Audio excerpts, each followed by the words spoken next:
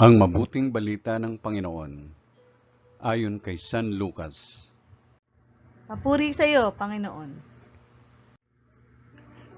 Noong panahong iyon, nabalitaan ni Herodes na tetrarka ng Galilea ang lahat ng ginagawa ni Jesus.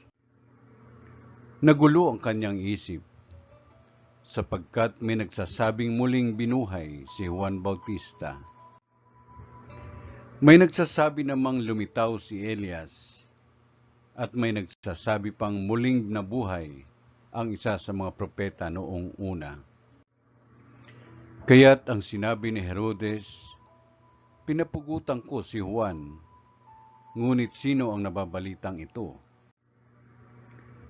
Marami akong naririnig tungkol sa kanya, at pinagsikapan niyang makita si Jesus. Ang mabuting balita ng Panginoon. Pinupuri ka namin, Panginoong Jesucristo.